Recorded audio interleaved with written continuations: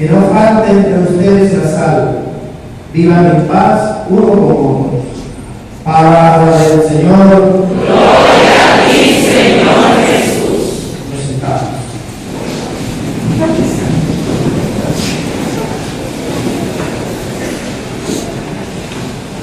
Cuando preparaba la homilía, me vino a la cabeza lo siguiente.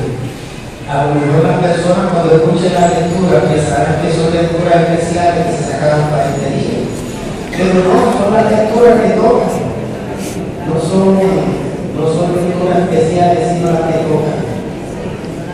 Y todos ustedes, todos los que suelen venir a misa y que también leen la lectura diaria, saben que durante toda esta semana hemos ido leyendo la carta de Santiago. Y hemos ido leyendo el Evangelio de Juan.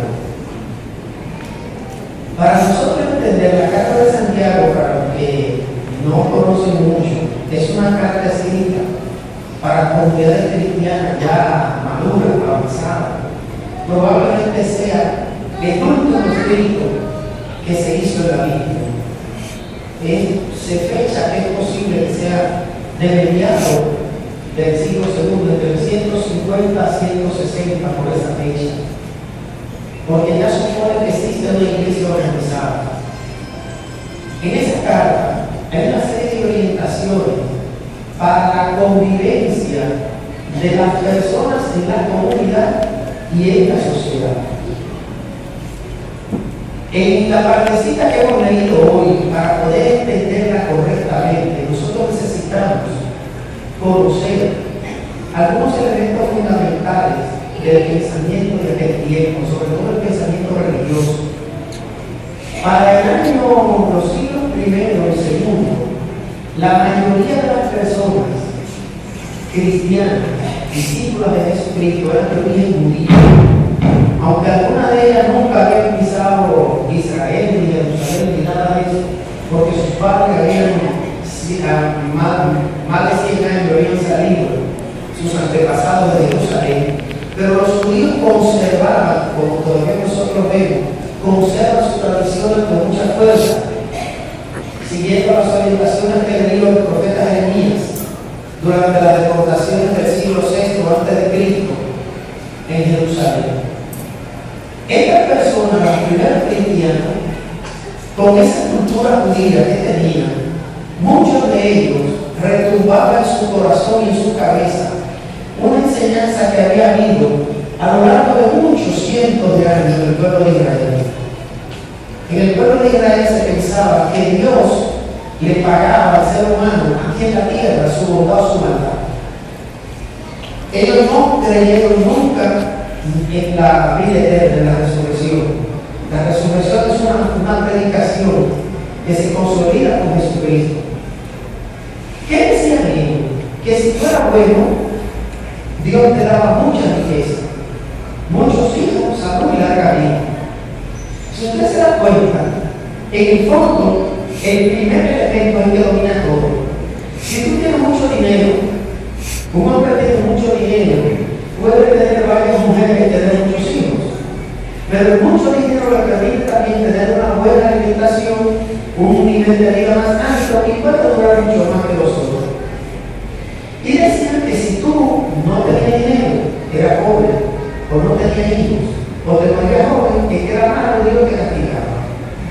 ¿Qué hizo eso en el pueblo de Israel?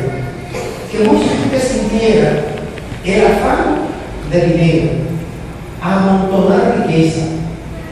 Y todos nosotros sabemos que para amontonar riqueza desmesurada muchas veces hay que hacer cosas mal hechas. Hay que faltar a la justicia y hay que faltar a la verdad. Entonces se generó una situación tremenda que los profetas del siglo V antes de Cristo en adelante comenzaron a desvelar. ¿Cómo es posible que una persona que no practica la justicia, la misericordia, sea buena? Y la otra pregunta, ¿cómo es posible que yo, que sí practico la misericordia, el amor, el perdón, reciba castigo?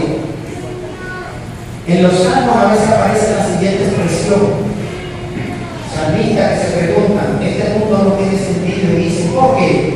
Porque la suerte del justo le toca al pecador y la suerte del pecador le toca al justo.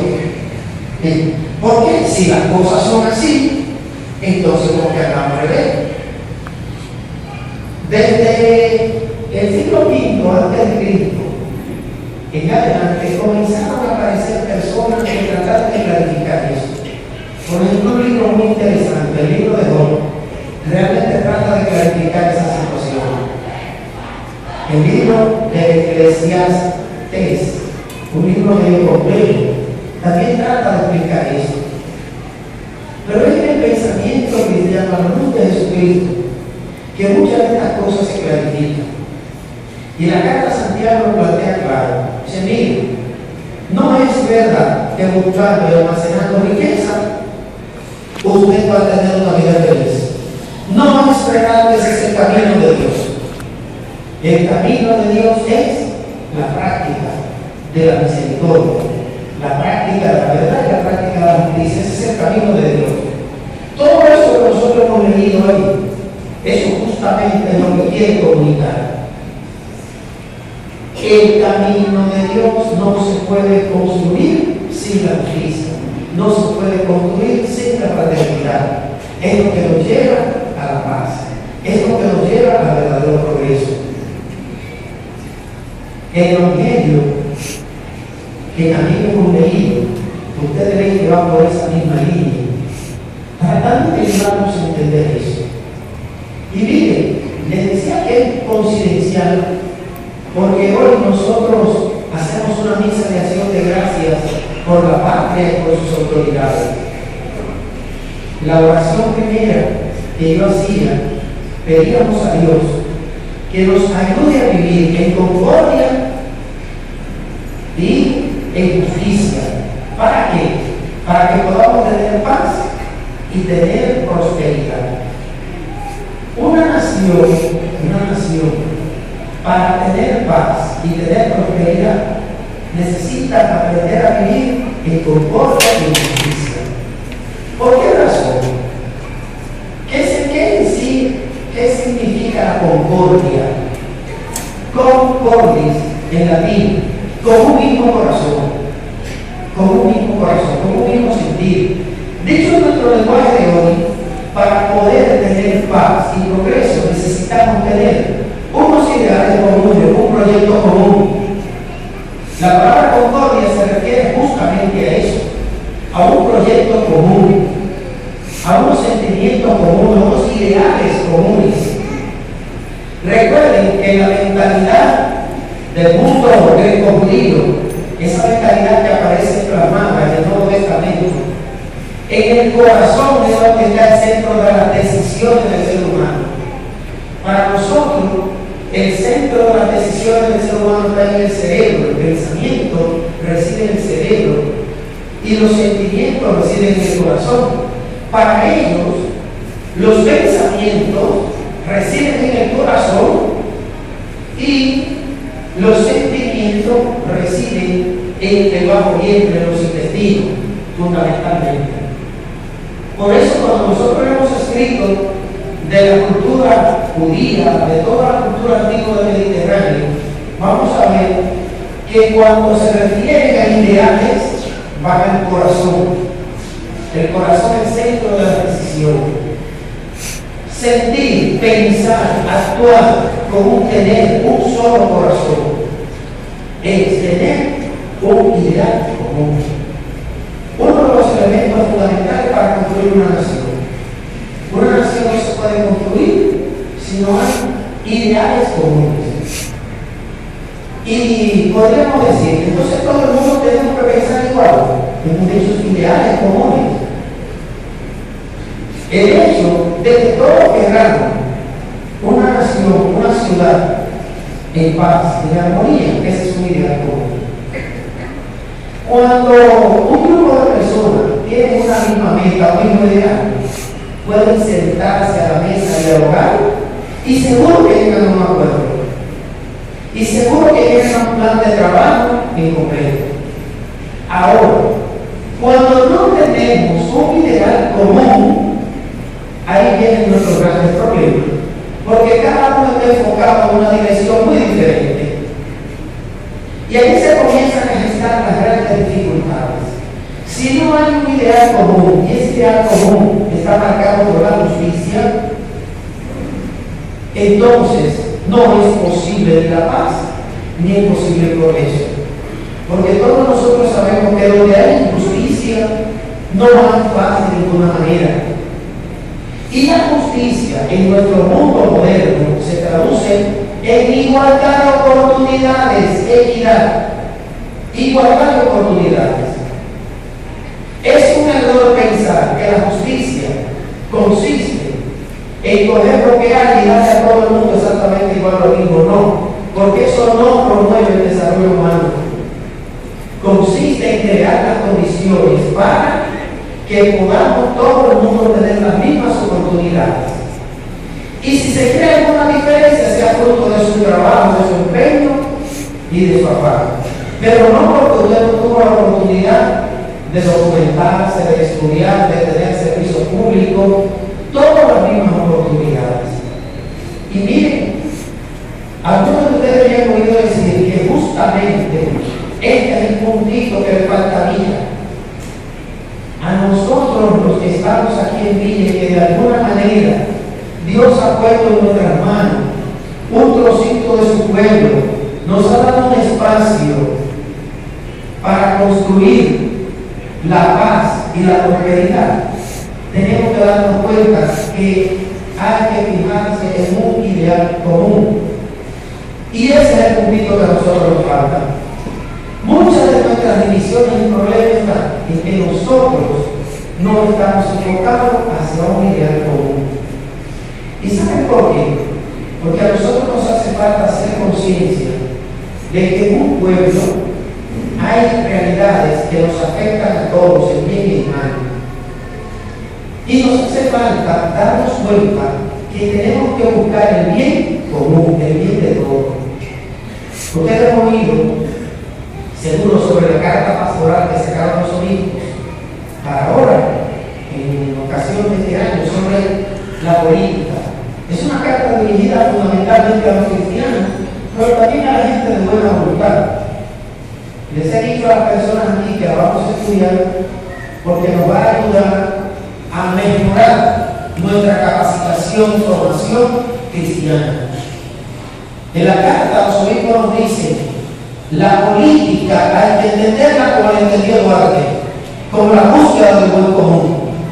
Y si la política es la búsqueda del bien común, entonces la política se constituye en la más noble de toda la ciencia después de la filosofía.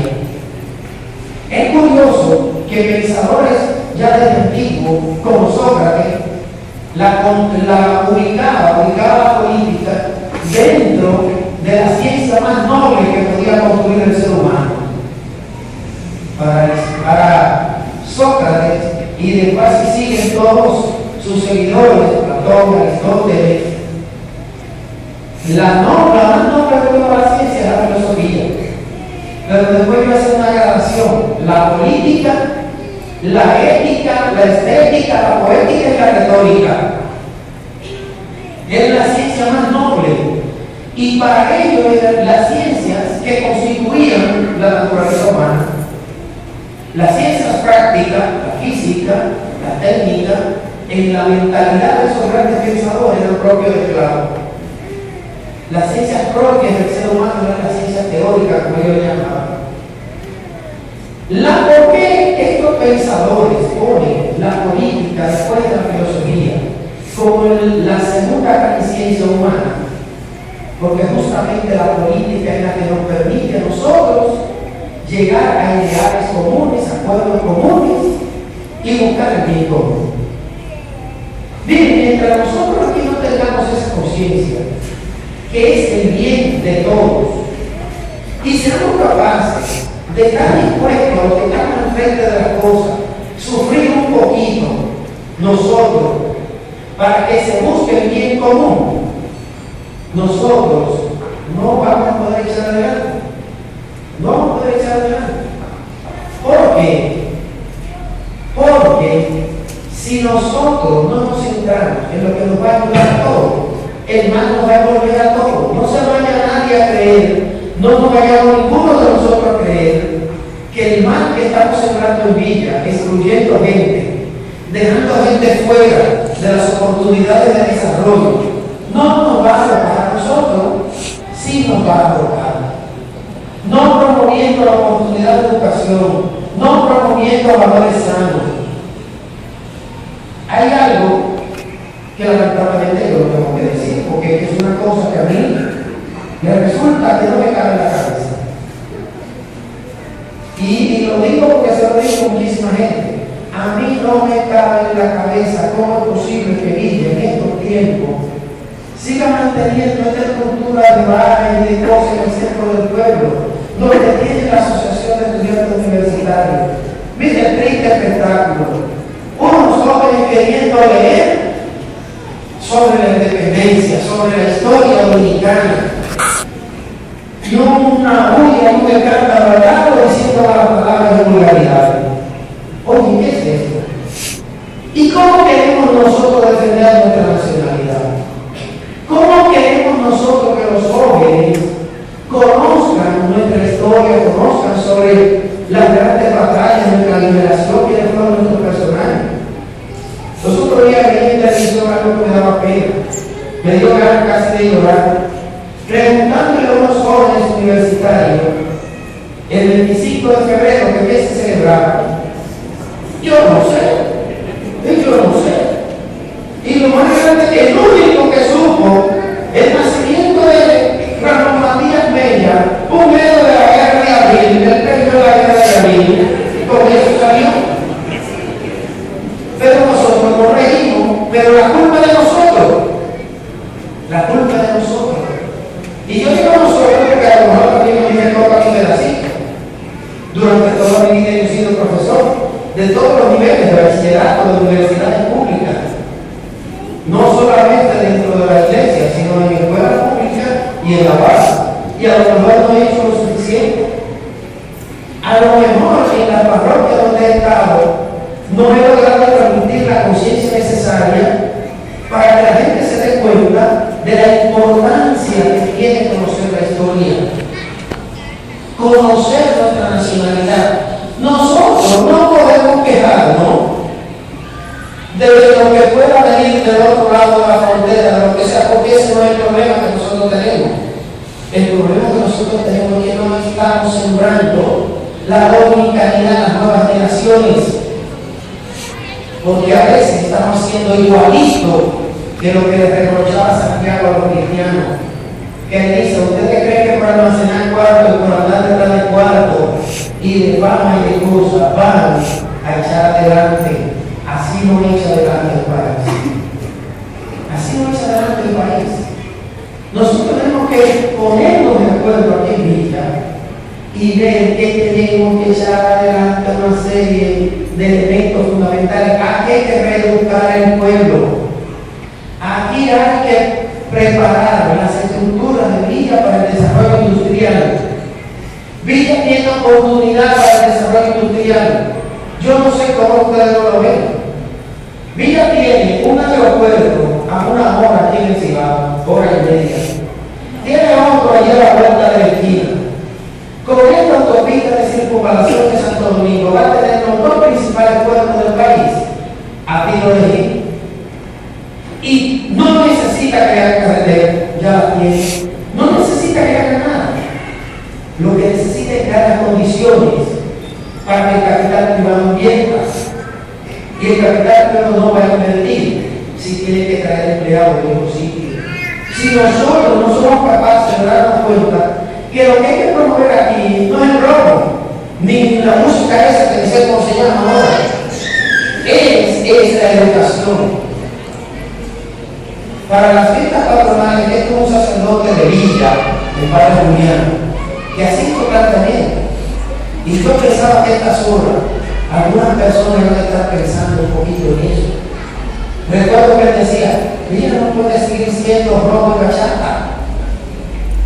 Hay que cambiar de dimensión. ¿Por qué? Todas estas oportunidades que se nos están generando, la van a aprovechar Piedra Blanca, la va a aprovechar Bonao, la va a aprovechar el 22, Pedro Branco, los Carrizo, y Villa se va a quedar siendo lo peor de la zona, la mano de obra barata de la zona.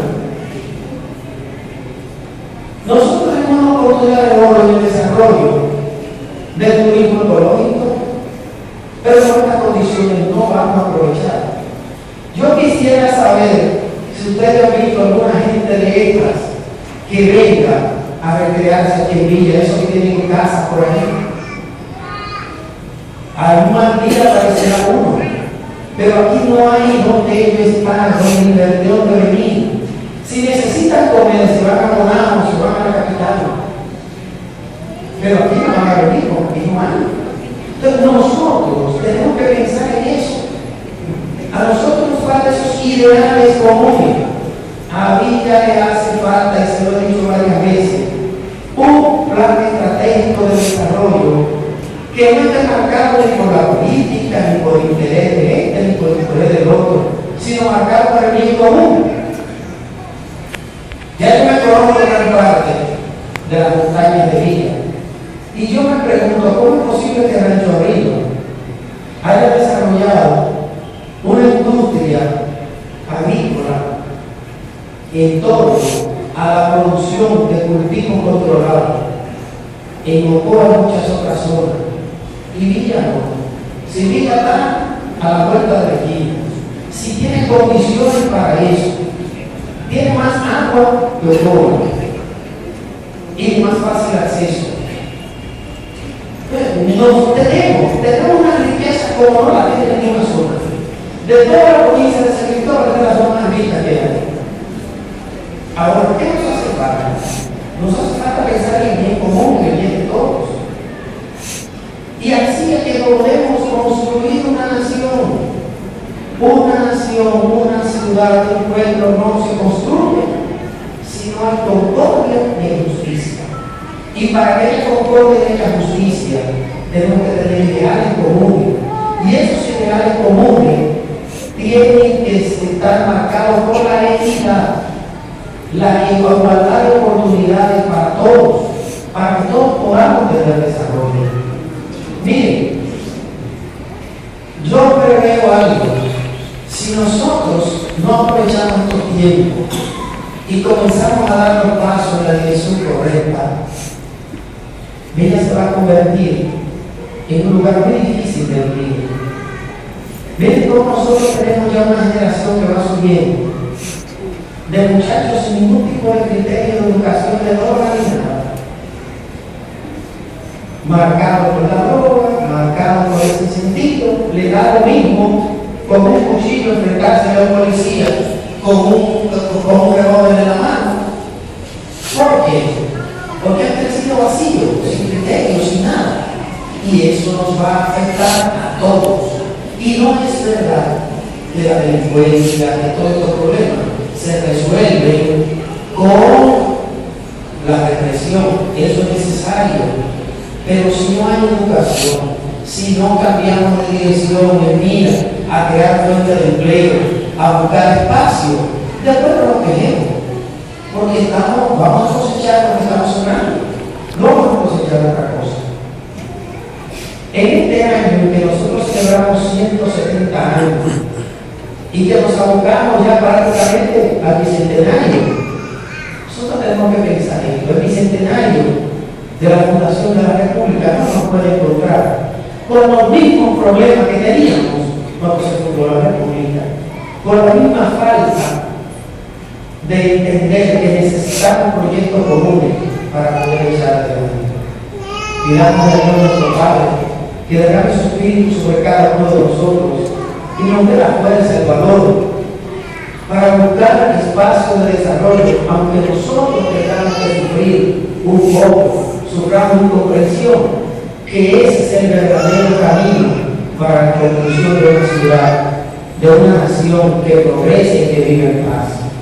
Nos ponemos de pie.